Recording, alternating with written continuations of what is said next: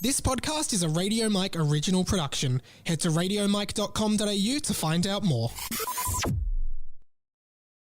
Today on the show, I'm finally coming around to Sydney. I know, shock. I've done 2 things this week that I never thought I would do again in my life. Netflix is screwing itself even further, and my votes for the Triple J Hottest 100 like aversions. All that and more on 20th Century Boy, the podcast that's more addictive than crack.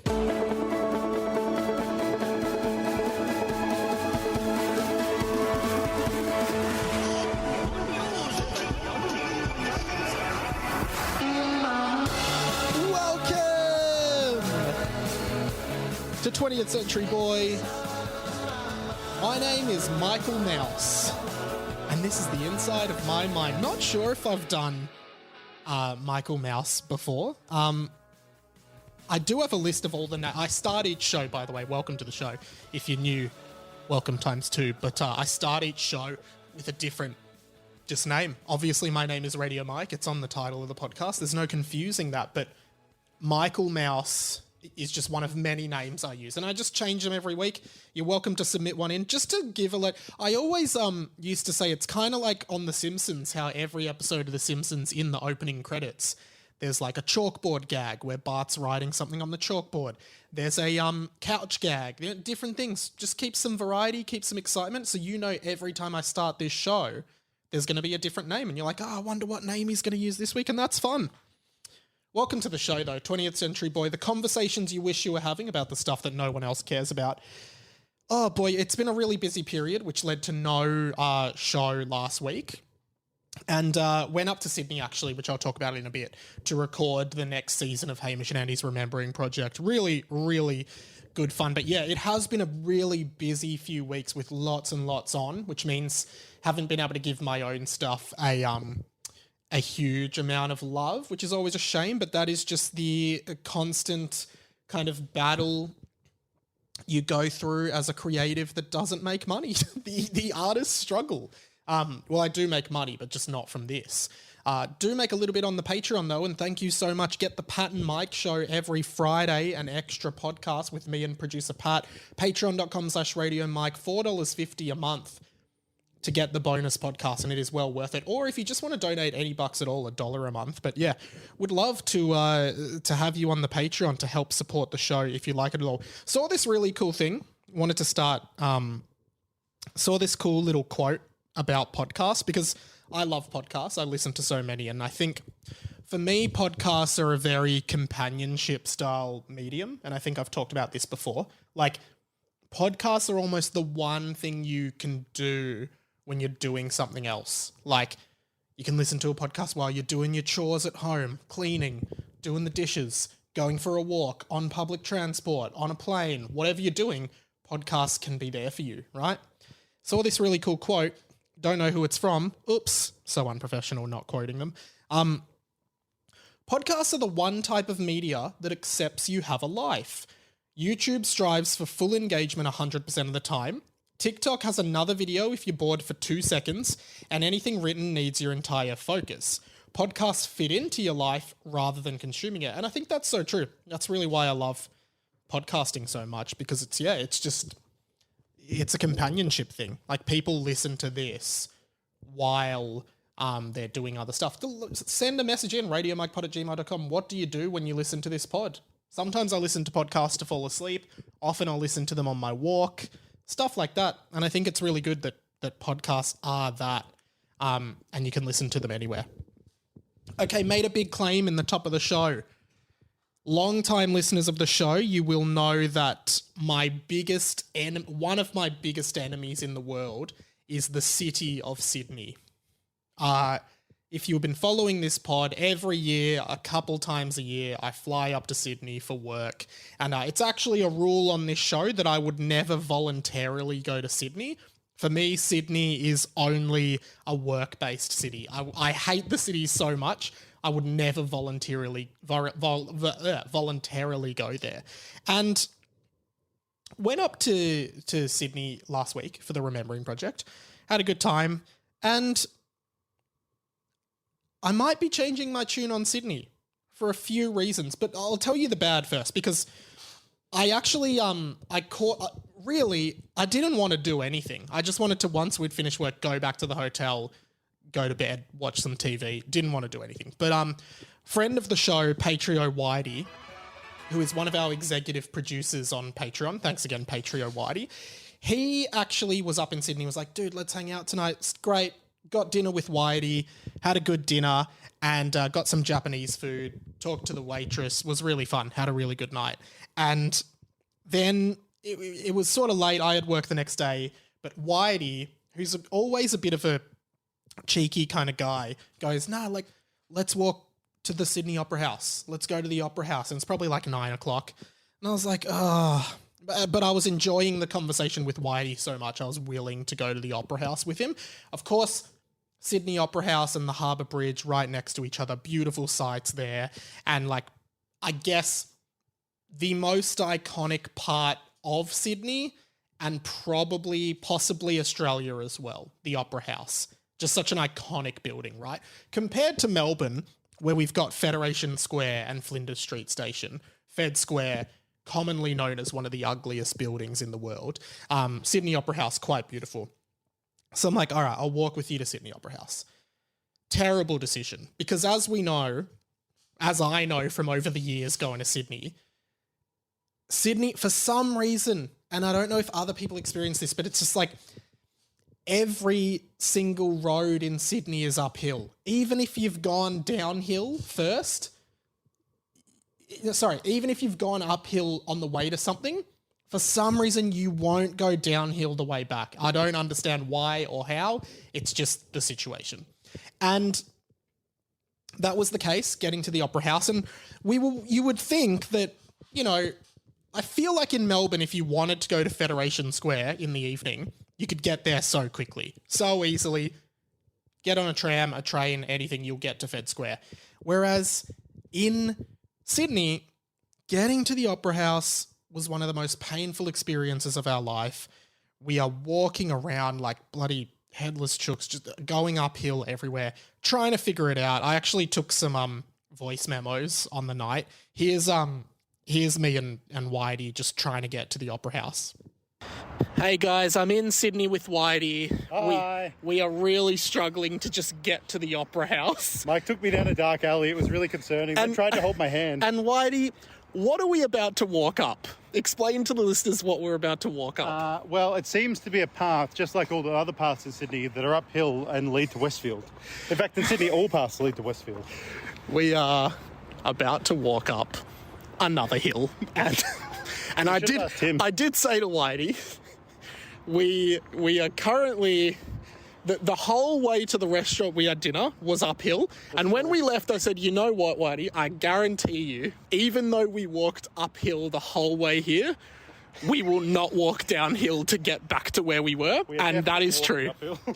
So if we make it to the Opera House tonight, we will let you know. We were seriously walking for like an hour and a half on what Google said was a half an hour walk, and we just couldn't get there. We just could not get to the Opera House, no matter how hard we tried. I ended up just deciding, right, and this is my Sydney trip, I'm like, I got work in the morning, I'm calling it, I'm getting in an Uber, going back to the hotel. Whitey's like, all right, fine. Get an Uber. Whitey follows me into the Uber and comes to my hotel, and I'm like, dude, I'm serious, I have to go to bed. And Whitey's like, no, this is funny. And I was like, it's funny, but it's like, I do actually have to go to bed. He's like, no, I'm following you in. I'm like, I don't want any of my work colleagues who are all staying in the same hotel to see you coming into my hotel room because it's going to look fucking weird. And Whitey was like, no, followed me into my hotel room, looked around for a bit, and then eventually conceded and left. And then the funniest part about it was Whitey went up to the reception of the concierge of the hotel with my room number and said, I've lost my key to this room. And they gave him a key. So like, if you knew that someone was staying in a certain room, that hotel would just give you the key. So Whitey I could have woken up and Whitey would have just been next to me. Anyway, the whole time I'm there, I'm really not enjoying myself. Classic Sydney. And then I had a 6:30 flight back to Melbourne on the Thursday. And we actually finished work at 12. So I was like, great, gonna go to the airport. I'm gonna ask them if I can get an earlier flight. I get an Uber to the airport And then I go to the lady, can I get an earlier flight? And she goes, no, you've got a flexi ticket, which is a cheap ticket, so you can't change your flight. I'm like, oh, surely there's just a fee I can pay? No fee. Okay. So I'm like, there's no way I can possibly get on a plane. I have to wait till 6:30. She goes, yes. I'm like, fuck, I have to kill 5.5 hours now somewhere around this airport. Then, and this is where I think Sydney might have just started getting a leg up. Sydney has a train station at their airport. Melbourne doesn't. And I know most cities in the world have a train station at their airport, right? But Melbourne is like one of the only cities where it's just ridiculously hard to get back from the airport or get to the airport. You have to get a cab, basically, or an Uber. Went down, Sydney's got a train station. I'm like, oh, well, maybe I can just get the train into the city, catch a movie or something. That'll be a nice afternoon. Then I'm like, no, I don't have one of those Opal cards or whatever the Sydney equivalent of Mikey is. Of course, a few weeks ago on the show, I talked about Mikey and how much I hate it, Melbourne's public transport system. Then, guess what? Sydney, you don't need a card. They already have the technology where you just tap your phone on the thing and it lets you through.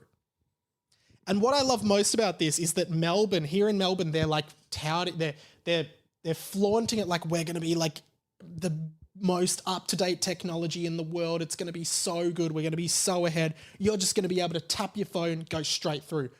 As if that's not a thing already. Literally an hour flight away in Sydney, you can already do that. I'm like, wow, it's so convenient. I'm at the airport. I've just tapped my phone to touch on my fare, and now I'm getting on a train back to the city. It's a 15-minute train ride to the city. Now I'm in the city, getting lunch, chilling, awesome. The trains there, double-decker trains, amazing. Twice as many people. Upstairs, downstairs, really cool. Melbourne, single story. And look, it was in that moment that I realised that I think Sydney is a little bit better than Melbourne in some ways. Something that, as most people know, I have not been willing to admit in the past.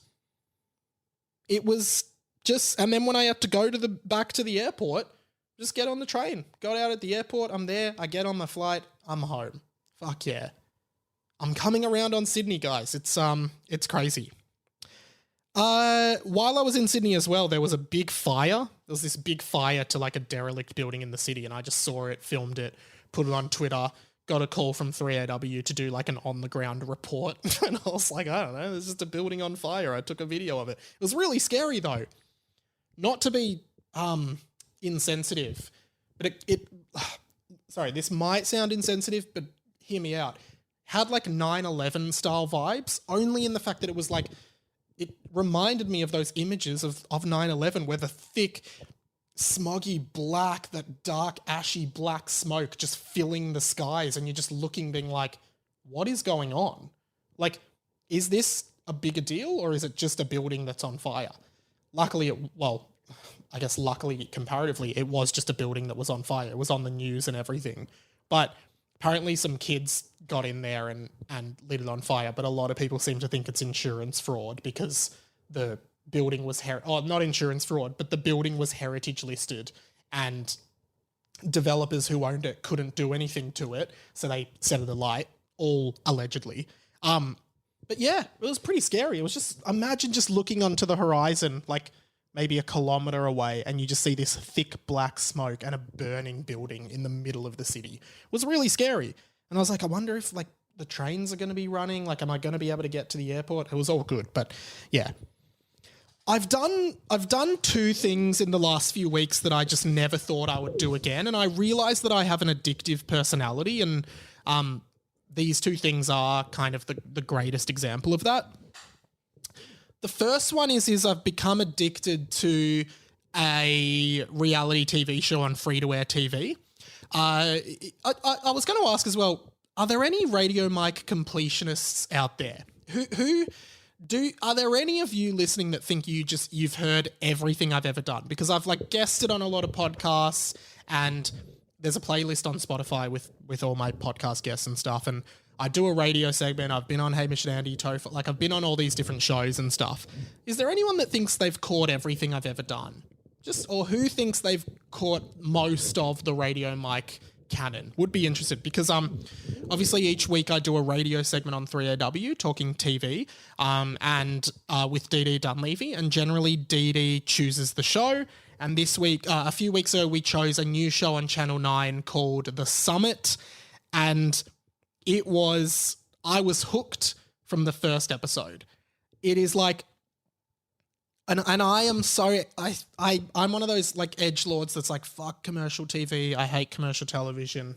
I hate like all these reality trash shows, but you got to admit they're so perfectly designed to hook you in. It's just, they are so hooking, and The Summit is really good. It's like Survivor-esque, but it's like 14 contestants, each of whom are carrying a portion of $1 million, and they have to climb to the top of a mountain together as a team, but each checkpoint they get to over like the 7 or the 14 days hiking, each checkpoint they have to vote someone off and steal their money. There's twists, there's turns.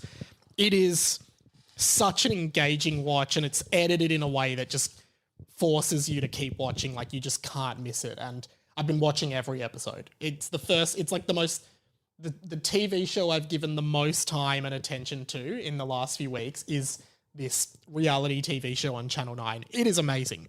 I am so obsessed with it, and I can't wait to see what happens at the end. So many twists. And like, a lot of those reality TV shows are based on like emotional manipulation of the audience and like really well edited hooks and cliffhangers over breaks and stuff. Like, you got to hand it to them. They're really good at doing that. And I've dabbled in and out of some shows over the years. Like, the last time I remember being really invested in a show was like 10 years ago in my first year uni, when me and my girlfriend at the time would just watch heaps of My Kitchen Rules. We were just obsessed with it, obsessed with the cast, obsessed with every part of it. And in these reality shows, you just get sucked in. You totally get sucked in, and we did. And aside from that, I watched a bit of a season of Maths a few years ago, but other than that, in terms of free-to-air TV, it's really just the Chase Australia, the quiz trivia show, which all of you know I love. But The Summit has completely sucked in my attention, and it is just like all the scary things they have to do climbing up this mountain together, all the backstabbing, the twists, the lies, the deceit, all of that stuff. Crazy. And the funniest part was, when I was in Sydney doing the Remembering Project, I was chatting to Andy about The Summit, and Andy like filmed me talking about it on his story, and I was shouting out to one of the contestants, Isaac, who I thought was who was my favorite contestant. I was like, Isaac, you got this, man. Get out there, win it, blah, blah, blah. And then, didn't think much of it. And then I realized like Isaac, the contestant, followed me on Insta and started DMing me being like, hey, thanks so much, man. Appreciate the support and shit. And now it's the weirdest thing, because sometimes it like, I've never had this experience before, essentially, where like now, whenever I sit down and watch the show, I'm just like sitting there watching the show, see something happen, and then for some reason, me and Isaac, the guy on the show, one of the contestants on the show, have now got this sort of message to like this messaging kind of phase. So every time something happens on the show, I'm like, I'm going to text Isaac. And I text Isaac on Instagram. I'm like, dude, I cannot believe that happened. He's like, I know, man, I'm still shaking from it. And we filmed it like 6 months ago. I'm like, what?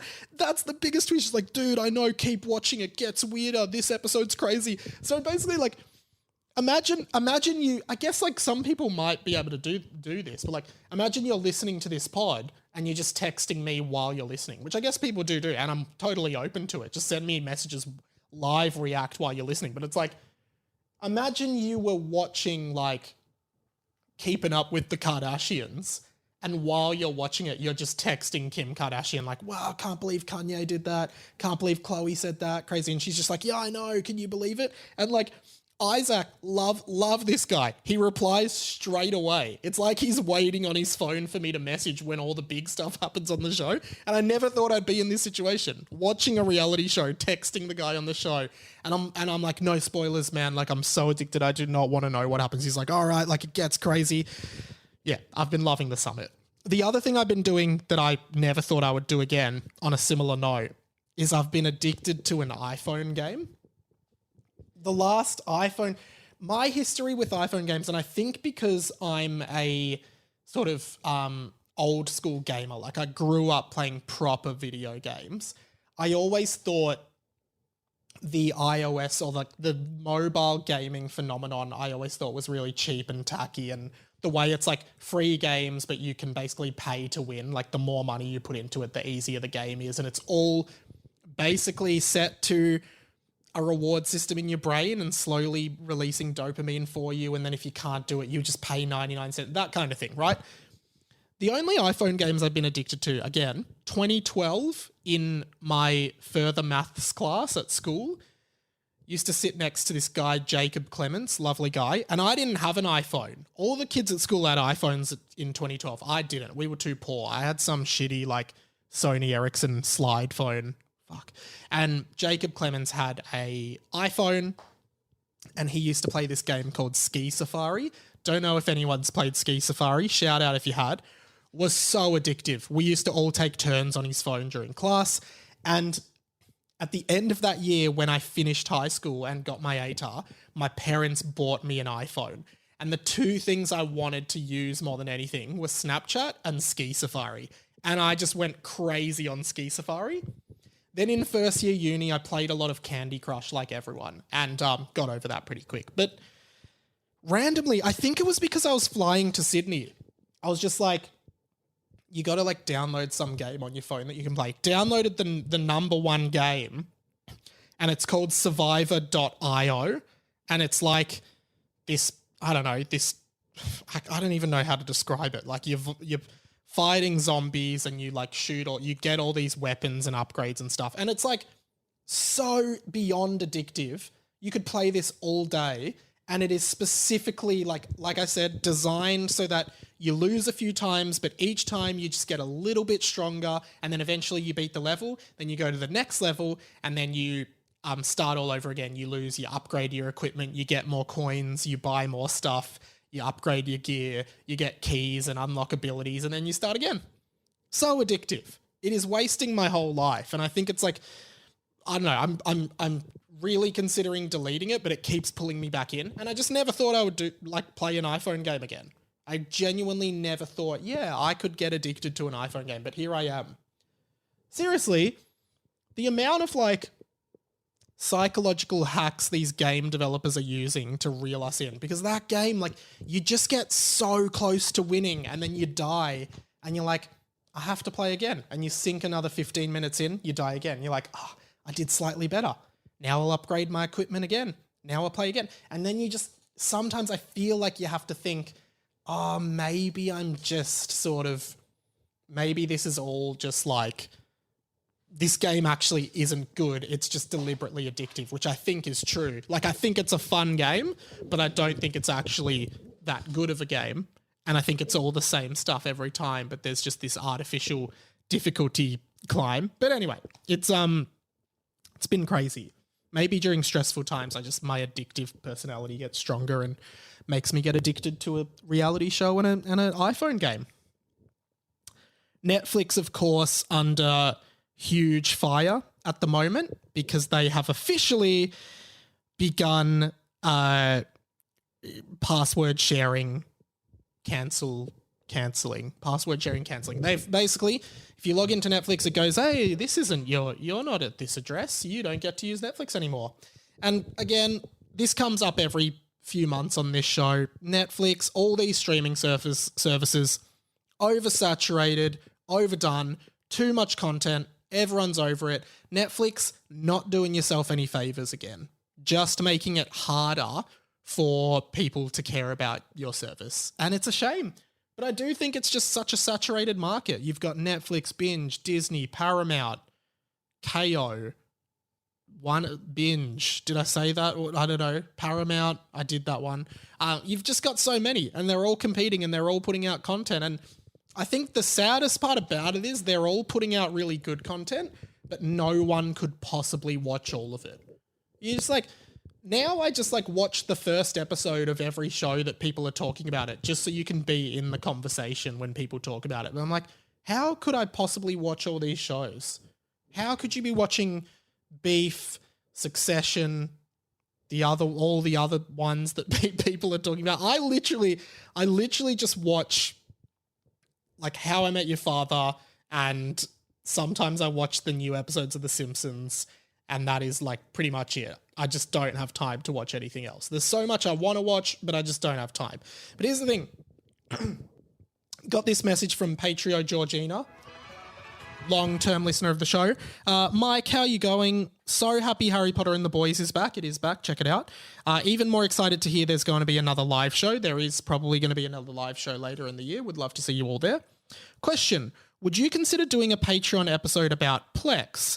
Now that Netflix is locking people out of accounts, another option is needed, and I've always been interested in Plex when you've spoken about it. Am I the only one who has no idea how it works? Maybe because I'm old, I don't know. You're the only one I know who uses it, but not sure if I'm the only listener who's wondering about it. Hope you're well. So I've been using Plex for many, many years because I don't want to pay for streaming services, and I like to go down the Jack Sparrowing route, which is basically where you don't pay for the stuff you watch, and I'm comfortable saying that. Plex is basically like a DIY Netflix. I've talked about it before. I've got it. I think I'm happy. I will do a Patreon. I will talk about it. I'll do a Patreon guide and a Patreon episode about it, but it is a lifesaver. You do need, I don't know what level of computer knowledge you need, but you need a bit, and you also need a computer that can run it and always be on. But basically, everything's local. All the movies and TV shows you want to watch, like I've set it up, again, thanks to Patrio Whitey, who I mentioned before, I've set it up so everything just automatically downloads. I just say, I want this show, I want this movie, I want this show, and then it just downloads. So basically, every time there's a new episode of How I Met Your Father, it just downloads it and it's there that night. Every time there's a new Simpsons, it downloads. If there's a movie I want to watch but can't catch it in the cinemas, I just tell it whenever this movie is out on streaming, get it and put it on Plex. So it all runs automatically for me, which is just basically at the end of the day, I turn the TV on, I put Plex on, and I see what's there. And I'm like, great, I'll watch this. It's awesome. And it's just so much better than using any of the streaming services or using multiple of them, because it's just all of the content just in one place. You don't have to like work out where it is. It's all just on Plex. It plays fine. I've got mine set up so it comes up with, instead of coming up with the Netflix logo when you play a movie, it just comes up with MikeFlix in the Netflix font and animation, which is also awesome. And I've got like nearly 1,200 movies and like nearly 500 TV shows in full just sitting there. So basically it's like just the ease of knowing if I ever want to watch something, it's on there and I don't have to go looking for it and I don't have to find it. It's just there. And yeah, I'll talk a bit more about it on Patreon. So sign up to the Patreon. I'll do a bonus episode. I'll show everyone my Plex setup. And if you want to set one up, I can help you if you're on the Patreon. Okay. Came to my attention that Triple J is doing their hottest 100 versions of all time. If you're not familiar, Triple J is government-funded youth radio. Used to be really into it when I was younger. Don't listen anymore. But that's not criticism of the quality. I just have grown out of it. It's for like, I think it's for like 16 to 24-year-olds. And as the music changes and you no longer know any of the artists, I just sort of lost interest in it. But it's still thriving. And every year, of course, they do the Triple J Hottest 100. I haven't voted in that in a while. That's listener voted. You vote for your 10 favorite songs of the year, and then they count down the top 100. I haven't voted in a long time because I've just been out of it. But now they're doing the Hottest 100 Leica versions. And Leica version on Triple J is basically every Friday on The Breakfast Show, a band will come in and they will do a cover of another song. That's why it's called Leica version. It's a different version. And I love the Leica versions. I always watch them on YouTube and I have for a really long time. And I think they're the best part about Triple J, and they're a really good sort of marketing thing for Triple J to get publicity and hype around the bands. And some of the bands even now play their Leica versions in their live sets.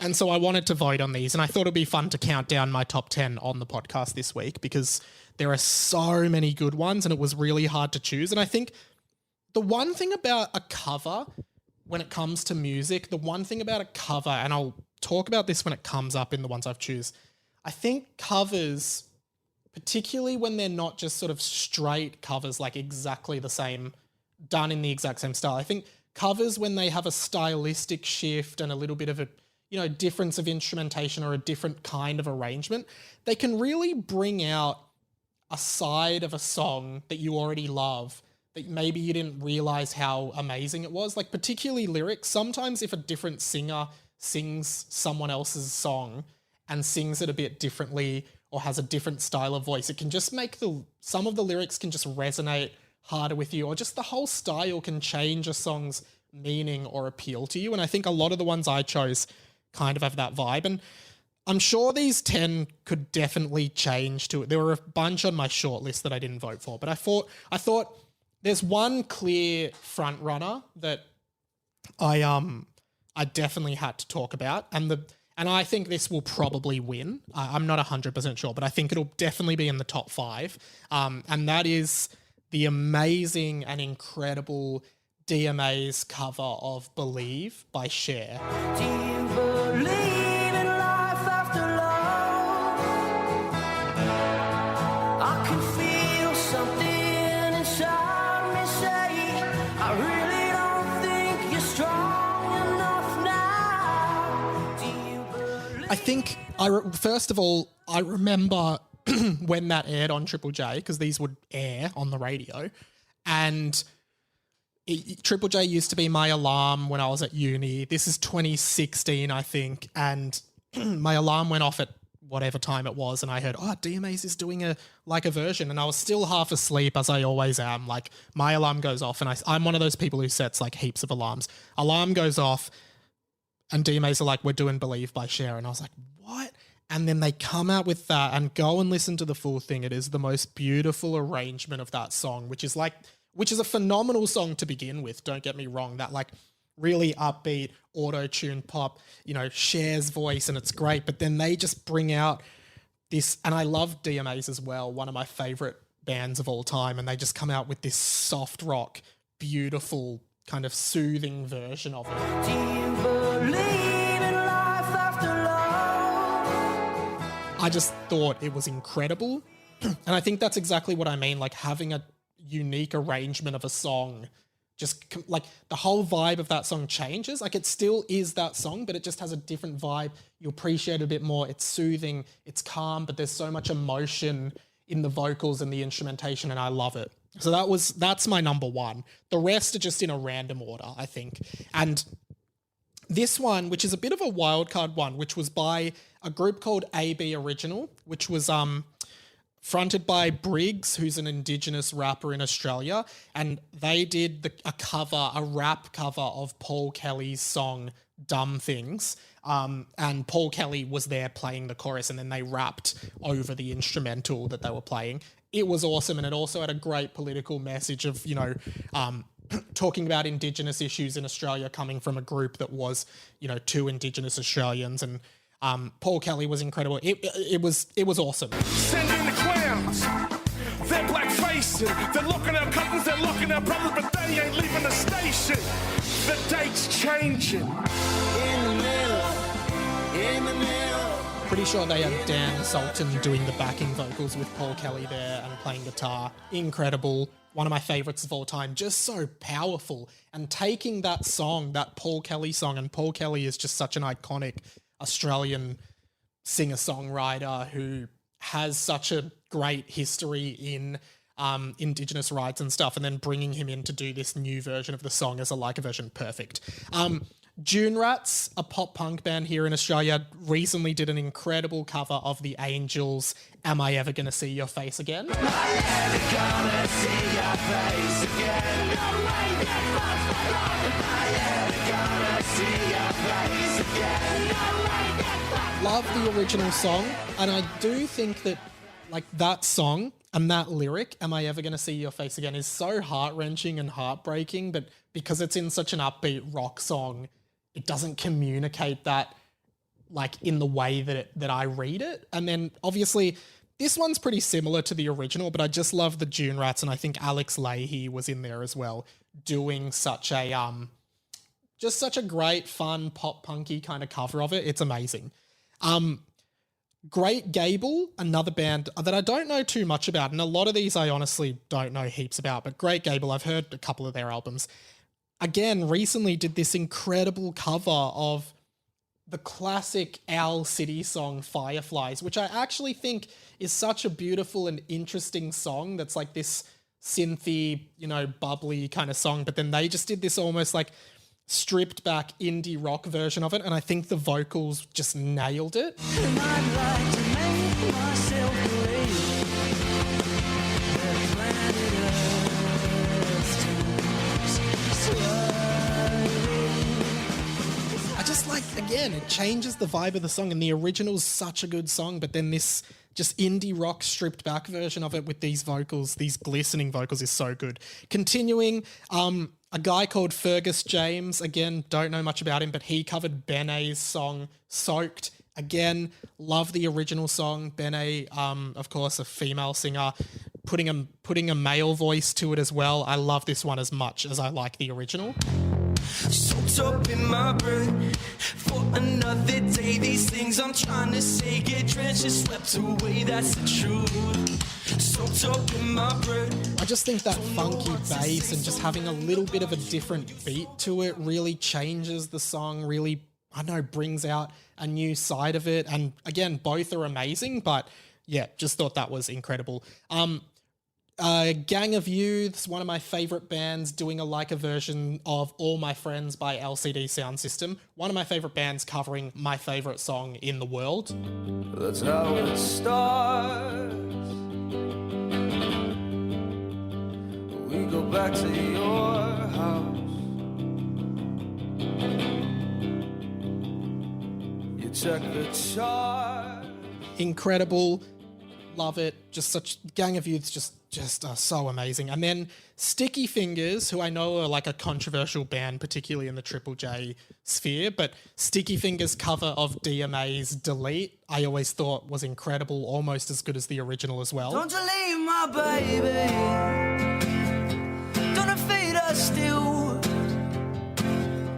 In a quiet and nothing to the Antichrist. Don't you leave my baby. Don't fade on out. Last three, and these are all great for different reasons. Two of them are kind of more novelty ones, but I think that's why I like them. The first one is a group called Kasabian, who came in and did a cover that was like a mashup of Good Vibrations and the theme song to Sesame Street, and I just remember seeing it and thinking it was so creative. On my way to where the air is sweet. Can you tell me how to get to Sesame Street?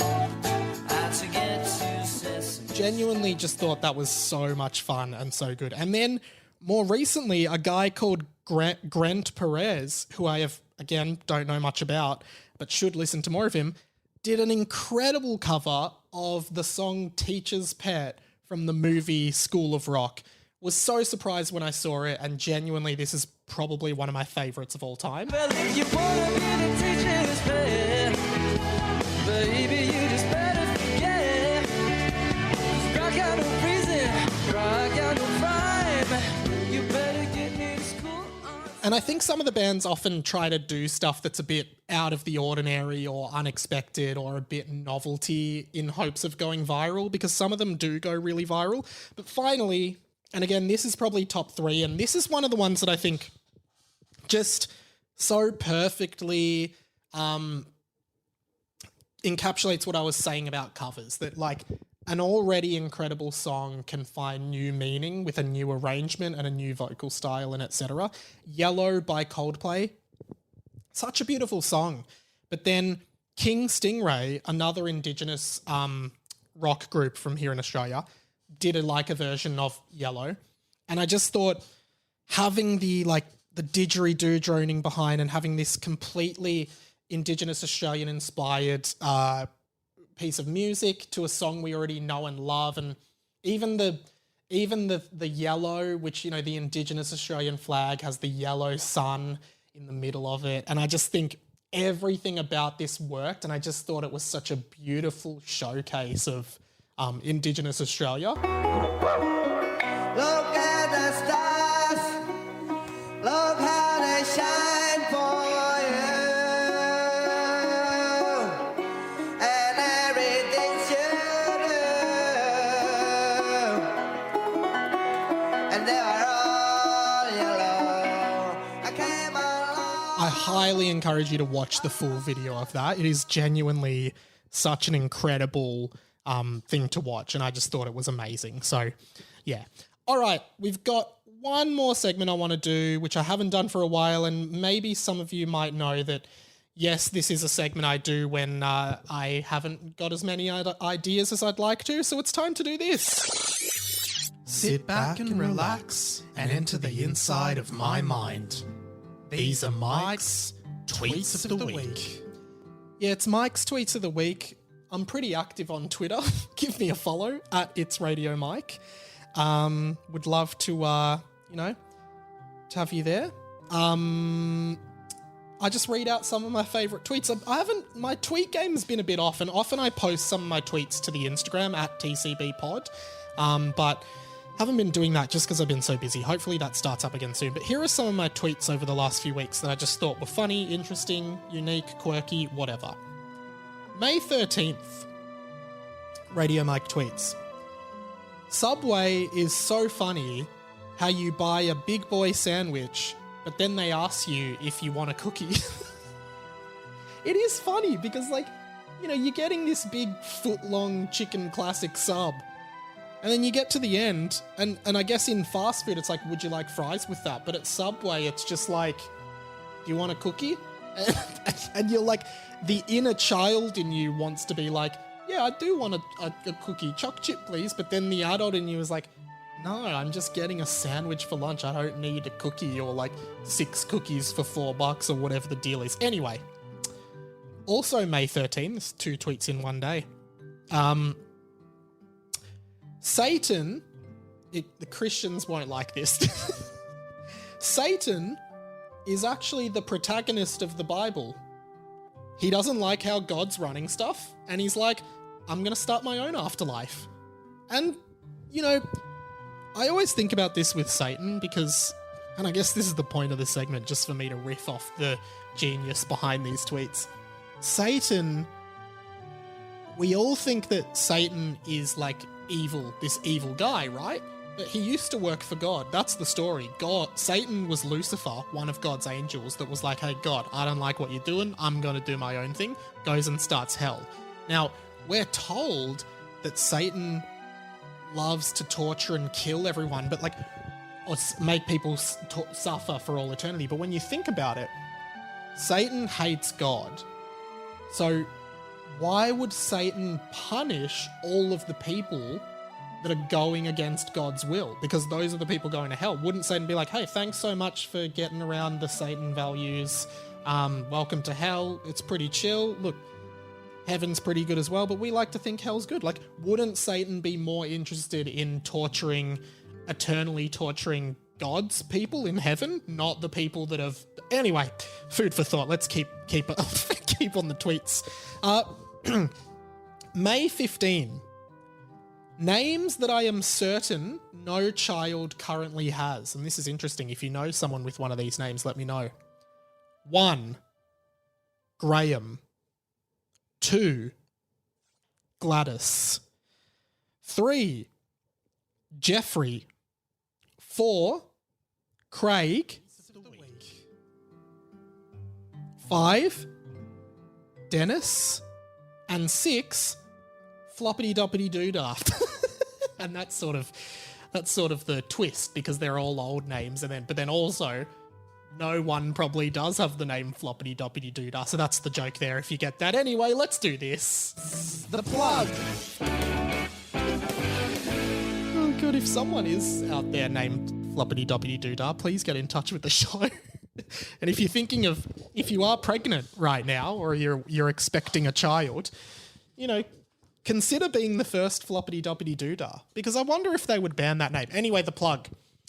Of course, patreon.com/Radio Mike. Would love your support, guys. It's an independent podcast. We're not one of the big podcasts in the world with a sales team and a marketing team and a team and a digital team and all that. It's one guy plus Pat. It's two guys. And hear from me and Pat, the two guys, on the Pat and Mike show over on Patreon, patreon.com/Radio Mike. If you listen every week and you want to give something back, you know, put it this way, like you'll pay $12 a month for your Netflix subscription or whatever, but what about us little guys, huh? Yeah, we don't have much to offer you, but we make this podcast every week and a bonus pod on Patreon. So, yeah, I mean, costs money to host this pod, costs money to pay Pat for the work he does. So, yeah, it's important.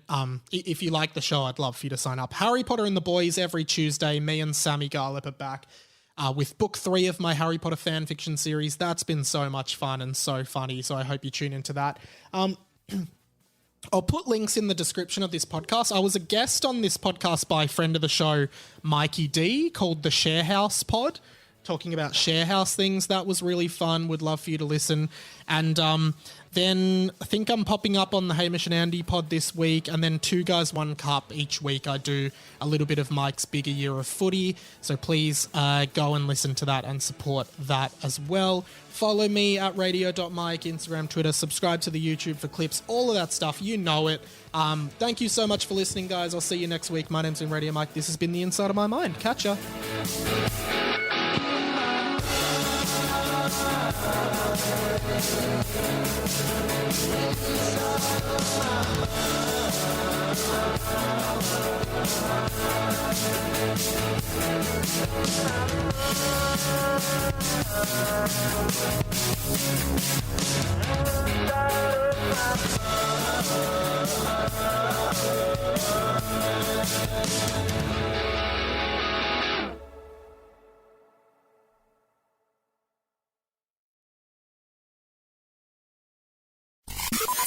This podcast was a Radio Mike original production. Head to radiomike.com.au to check out all our other content, stay up to date at radio.mike on Instagram, and get in touch, radiomikepod@gmail.com.